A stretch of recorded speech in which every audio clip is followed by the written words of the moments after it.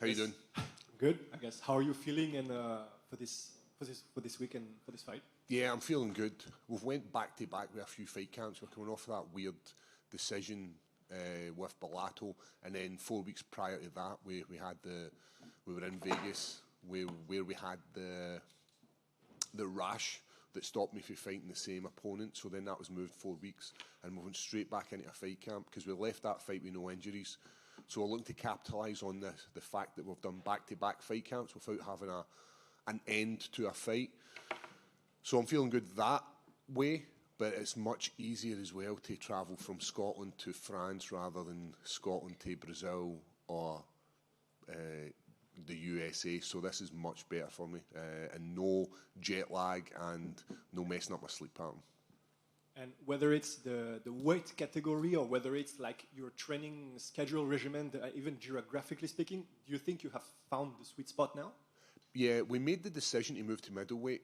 We thought we would have had an upper hand on the middleweight division, being a good grappler, being that little bit bigger. But unfortunately, it didn't actually work out that way for me. So it makes sense to move back up to light heavyweight, enjoy food, enjoy life, because I'm getting a little bit older, but also have the fuel in my muscles to continue to work hard. That was one of the things we missed out as being a middleweight. We weren't able to push to 100% of our ability, because once the energy and the muscles are away, then it's much harder for you as a fighter to continue. Now we're fully equipped with the carbohydrates, our muscles are full of glycogen, and we're ready to put on a performance. And I was looking to do that in Atlanta a few months back. I didn't get the chance to do it. I felt amazing. The first round, when you watch the movement in me, the nice footwork, the nice heavy kicks, everything was coming together, and I believe that's what's happening to me as an older athlete. There's no pressure on me. I've been there and I've done it. This is my 21st fight. The pressure that I want to get away from is getting out of that losing column and getting into the winning column. But right now, there's no pressure on me. What do you think about your opponent? How do you analyze him? Yeah, he's a great mixed martial artist. We've not seen a lot of his groundwork, and I know he has a ground game. No one in the UFC comes to this and gets to the highest level without having a competent ground game. I do believe that my jiu-jitsu is one of the best in the light heavyweight divisions, and I'm going to showcase that, given an opportunity. But over the last 3 years, working with the guys at higher level, James Doolan, he's improved my striking massively. He's a well-respected coach in the world of mixed martial arts. And what he's done to my stand-up game and the confidence in my stand-up game is, I can't thank him enough for that. So the only way I can do that is by showcasing this on Saturday night. So although Modestus is a brilliant practitioner in striking, I believe that I have a good game plan that will stop his striking and showcase mine. And one last for me, it's of course it's not your division right now, but what do you think of the main event between Nassourdine and Caio Borralho? Yeah, it's a great fight. Like, I'm glad I'm getting to be in the arena and see this fight. Imavov, we've seen his jiu-jitsu, we've seen his wrestling, we've seen his striking. He's dangerous. He's a great fighter. But there's something different at the moment with the team who are the nerds, the fighting nerds. They're producing some really exciting fighters in really exciting fights. And Caio Borralho, for what all the media says and what all the other fighters that train with him says, he's the dark horse. He's the guy you've got to watch out for. I was very lucky enough to share the octagon with him, and he put me away. So I'll be watching that fight with both eyes, and if I was a betting man, I'd probably lean towards Caio. I just don't think we've seen enough of his ground game, and I know it's there. We have seen him sub in the UFC, but I do believe he's very tricky on the ground, so I'm looking forward to seeing some sort of use of that. And as a ground specialist, what do you think, from what you've seen, of Nassourdine's ground game? I think his is through the roof. His ability to manipulate people in the stand-up and in the distance management, and then when he gets a hold of them, he can do what he wants to them. And he doesn't need to do that. He can use his striking ability to do the damage. So that's why this fight is a main event. And I've seen a lot of people saying this is potentially the best card of the year. Like, to be involved in this myself as a fan, but also as someone that's partaking in it is a great opportunity. And I can't wait to hear the French. I've heard they make a bit of noise when they're in the arena, just a little bit. Thank you. Craig, right here. How you doing? You said it's your 21st fight in the UFC. Yep. How do you deal with the longevity? Because you're 37 now. Yep. Can you tell us how you deal with the longevity? Yeah, one of the benefits of being this older fighter is the fact that I'm more aware of looking after my body. So it's about the recovery, and it's about doing the what's needed. As a younger fighter, sometimes you can overtrain and do too much. And we've seen that with guys like Hamzat Chimaev. We've seen him overtraining, and then we've seen all the stuff that media are saying about him overtraining. So it's now knowing your body as an older individual, knowing what works for you, where you get the best stimulus from, and working with some of the best nutrition and conditioning guys to enhance that. So that's what I'm doing there. Also, I didn't start my career until I was like 24, 25. So I've not got a lot of miles on the clock. When I look at guys who have been training for they were like kids, be it Brazilian Jiu-Jitsu or boxing, the wear and tear that has in your body as a young grown man, I've not had that, and I think that's why I'm able to push that a little bit longer. And as long as I'm in the gym and I'm not getting beat off the up and coming guys, and I'm not losing easy rounds, my data with the conditions elements of it are still going up, I'll still stay in this sport. I love it. And as long as the UFC allow me to keep doing this, I'll do this till I'm in my 50s. You're still towards the end of your career. What would be the ideal plan for the next years? The next year's, like as we said, 37. I believe I have a Q jump pass just waiting in my back pocket, and I'm just going to produce it after a few victories in the light heavyweight division. I left the light heavyweight division as a number 9 ranked opponent and went to middleweight. Right, it didn't work out for me, but I'm expecting a couple of wins, get back in that top 10, use that Q skip with a victory over Ankalaev, and get myself right in that title contention. Ideal situation for me would be that, but we know this sport has its ups and downs, but ultimately that's what I'm looking for, the ability to be a world champion. Aimed at steps in that octagon, wants to have a bit of gold round their waist. With the ambition that you just expressed, could you tell us, if you win this weekend, who you would call out right away? For me, I've never ever called MD out. Not that I don't understand the ability to call somebody out in a moment. It obviously has an impact, but for me, it's what the UFC decide for me. I've had fights that I've asked for, and it's not worked out that way. They've not given me them, or it's maybe backfired. So it's up to the UFC to decide what they want to do with me. Do they want a 37-year-old champion? Probably not. But what I'm hoping is they want an exciting champion, and that's what I'm going to do. We've seen Ankalaev retain the belt, and we're going to see him fighting against Pereira in a few weeks. And I believe that it's potentially going to go the same way. And then once this guy's been at the top for too long, they're just going to chat the door of the bear Jew and ask him to, can you come and save the day? And I'll be like, you know what? I will come and save the day. Thanks a lot. Good luck this weekend. Yes. Yeah, Paul. As a guy that's pretty familiar, obviously, you like with the ground game, I kind of wanted to get your opinion on the Dricus and the Hamzat fight, because it seems like there's two sides. Like, there's some people out there that didn't like the performance, and then there's other people that are like, oh, you're a casual if you didn't appreciate what Hamzat did in there. So, like, what was Dricus doing wrong on the bottom position when he kept getting caught in that crucifix position? Yeah, I don't think it's what Dricus was doing wrong. I think it was what Hamzat Chimaev was doing right. We've seen him take people down with ease. We've seen him destroy people within a single round.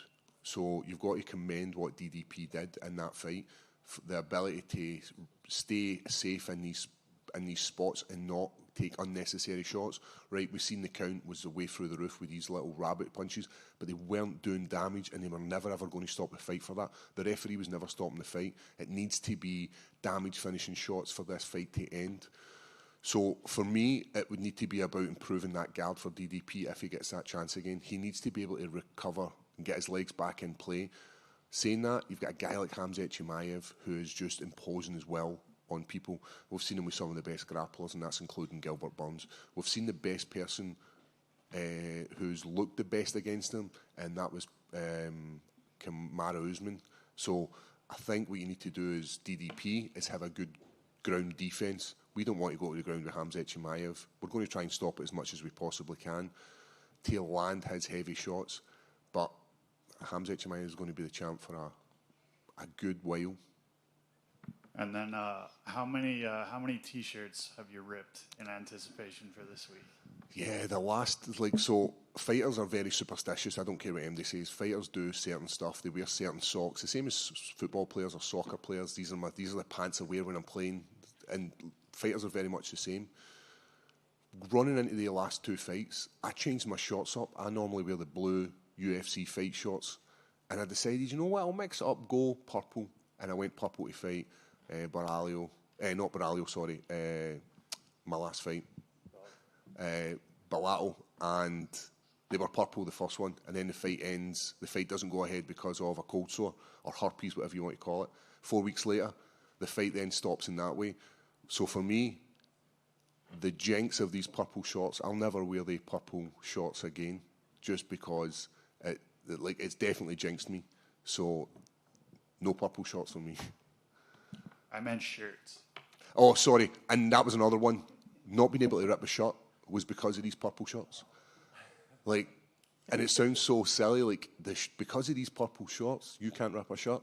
It was just stacked against me. There was just weird things that happened. So then when I'm standing on the scales in the Atlanta arena and I'm stretching this T-shirt and it's made of this unbreakable material, it's Venom, whatever you're doing with your T-shirts, keep doing it. And it was just kept stretching. I was like, this has never happened to me before. And you're standing in front of all these fans, and it just keeps stretching, and my arms are at full extension, and I can't get it off. I just have to double down, step on these scales, and get in my opponent's face. But this weekend, we'll definitely see a ripped T-shirt. Hi, Paul. Yep. Yes, sorry, your man up the back. Sorry. I just wanted to talk back about the last fight that you had. So it was first cancelled, and then the second time it ended in no contest. After seeing all the images, what are your thoughts on that stoppage and how you feel about it? Yeah, at the time, in my head, I had struck him as he was moving to an illegal. He was in an illegal position before moving into an illegal position. So for me, it's the same as if your opponent's on the ground, you've got him in turtle, and you're punching him, and you happen to punch the back of the head because he's moving. If he's moving himself into that strike. And for me, as you see me stand up and I plead to the referee, he was in transition, because at that point, the difference of that could be 2 points or 1 point. And I'm trying to say I intentionally tried to kick him, but not as a downed opponent, which would take it to the point of being an illegal move and then resulting in a DQ. So when I stand up and I plead to the referee and I walk away, I'm unaware of what's happening in the back. I look at Dominic Cruz and I give him the thumbs up or the thumbs down, and he gives me the thumbs down. That's a guy you're going to trust to call it the right way. He's a very good commentator and martial artist. So he'd tell me, listen, you're not getting it. So I walk away and I'm looking up at the screen and I can see the up kick, and I'm like, right, that's fine. I'm cool with up kick. I know it's in transition. And then I hear this commotion behind me, and I look behind me and I see him flailing on the ground, and I'm like, oh my God, this is... As a fighter, you want to win a fight and you want to do as much damage as necessary. You don't want to do above and beyond the unnecessary damage. We've seen it at the weekend there with Aljamain Sterling. He could have struck when the iron was hot, but he didn't. He pulled back because we don't want to do some serious damage. And when I turn around and see that, I'm thinking, oh my God, I've done some serious damage to my opponent. And then when I come off the stage and the UFC said, listen, can you go and speak to media? I still haven't seen all the full thing play out. So I'm going back there, I get a phone, I have a look at it, and I'm kind of shocked to see a UFC fighter fighting at the highest level. In my opinion, acting the way he acted, he looks at the referee to get clarification of, did you see this? Because I seen it, and then falls back and then reacts the way he is. We've never seen anything like that in the UFC before. And for me, my UFC career has been about how many oh my God moments can you be involved in, Paul, for the right reasons. You want to, so if I think about breaking Jamal Hill's arm, it's an oh my God moment for the right reasons. Submitting Ankalaev in the last second, it's for my legacies for the right reasons. No matter what he goes on to in his career, he's always going to be remembered for that one moment. He could go on and be the champion and be an undisputed champion, and he's going to be remembered for that one moment of him flailing around in the ground. It was just a weird situation, and it resulted in me getting a no contest. And at that point, as I'm leaving the arena, I'm thinking my UFC career's over. That's my last fight in my contract. Not had the greatest couple of months up until that point. And then this happens. I was like, I can't go out in my UFC career like that. And then within a few hours, the UFC message and say, listen, don't worry about your contract. We're going to hook you up with another 5 fights. For me, that's like, it's a testament to the fighter I am and wanting to go out in my shield and wanting to leave this sport in a high, and that's what I'm going to do when I come to the end of my career. But right now, I'm far away from that. I believe I've still got another 3 years. I look at Glover, and I think I can do what he's doing. He was a champion when he was in his 40s, so that's what I'm looking to do. So, yeah, well, the question is the best transition. I know you're focused on the opponent on Saturday night, yep. But with a win Saturday, do you see something clear in the top 15? Do you want to face in the next fight? Yeah, I'll never look past an opponent because you need to give your 100%, and especially to a fighter like Modestus, he needs to get my full attention. But you're always keeping an eye on that top 15, but it's moving so much at the moment. We're seeing Johnny Walker having an upset a few weeks ago. Like, Johnny Walker hits people and mad stuff happens. So that's put a bit of spanner in the works. There's other fighters on the top 15 who are currently moving about within the next few months. But what I'm looking for is before the end of the year is getting another victory and getting out. I love fighting. I love training hard. I love putting my body to the absolute brink of destruction. And the best way to do it is through a fight camp. So get the victory and then look at the top 15. But there is a few people in there who would be great matchups for me.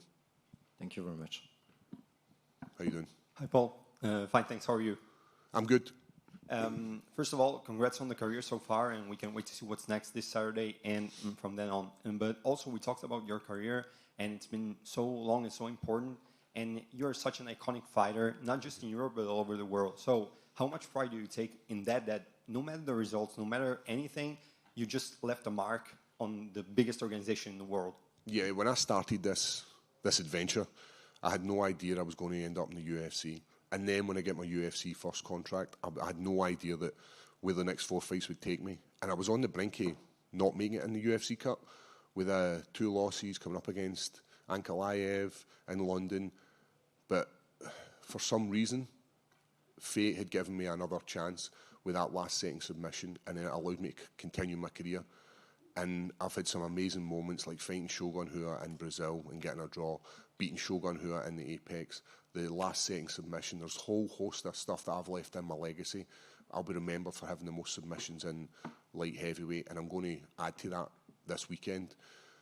These are the kind of stuff that excites me, and that's why when I leave the sport, I'll be happy knowing that I've done the best. I've got stuff like being part of the computer game in the UFC. I've got the tops cards. These are part of my legacy, and that's what any fighter wants. You want to have a positive legacy, and I do believe I've done that. If it's my weigh-ins or my fights, I'll always go out swinging. And we talked about your last fight as well, and how it ended. It was very frustrating, of course. How much does your experience help in situations like that, coming from that moment, then that happens, and just like you talked about, you weren't sure that your contract was going to get renewed, but it happened. How important was experience to just, keep going and get to this unscathed?